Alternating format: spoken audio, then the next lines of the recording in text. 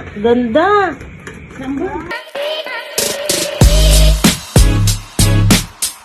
For today's video mga lalabs, unboxing po sa pinagawa kong family picture. Ayan po kung natatandaan nyo si JB Tad, siya po ang gumawa nung picture ni Elma at ni Kevin. At kung natatandaan nyo rin po, inedit na po yung picture namin mag-iina at sinare ko po yan sa aking Facebook wall.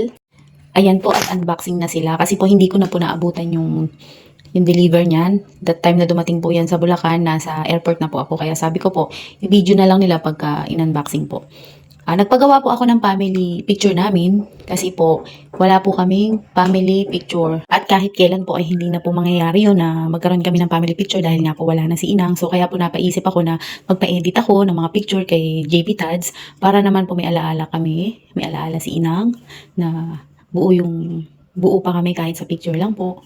Kaya po salamat kay JB Tads at nagkaroon po kami ng family picture. At kainaman naman po sa gawa niya, kahit po siya mabasa, hindi po nasisira at hindi po kukupas. Kaya po talagang pang matagalan siya pang habang buhay na family picture. Maganda po yung kinalabasan para po sa akin.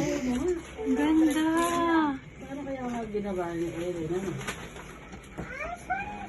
Kaya sa lahat po ng mga gustong magpagawa, mag-message lang po kay JB Tads para po sa mga details. At si Vlogger Liit nga po pala, sobrang natuwa nung nakita niya si lola niya at ayan, napakis nga po siya. At miss na nga daw po niya si Inang. Isa po kasi si Vlogger Liit sa napaka-lapit kay Inang at napakalambing. Ito naman pong ina-unboxing nila ay gift daw po ni JB Tads para kay Kalo, graduation gift. Kaya sobrang thank you JB Tads. Graduation. Ay, haba. Wow. Parang ina-edit nila pagkatapos pa lang. Ang pogi ni Kalo. Sige ma.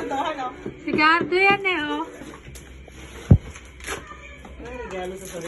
Nakakatuwa naman po at meron na naman pong isang gift si JB Tads. Ayan po ina-unboxing nila.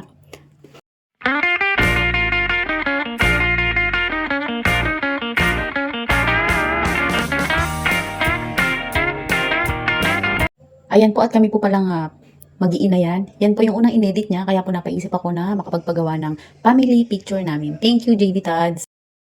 Nakakatuwa naman po talaga si JB Tads. Meron po siyang gift para kala Ateng sa family Kapinpin. Pinagsabay-sabay niya na po yung pagpa-deliver dito sa Bulacan, isang bagsakan.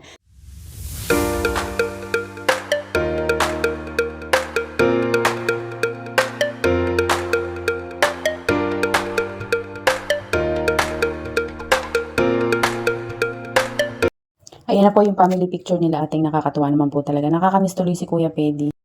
Ayan nga po pala si JB Tads, siya po ang gumawa ng family picture namin. Sa lahat po ng gustong mag-inquire, message nyo lang po siya sa kanyang Facebook page, JB Tads.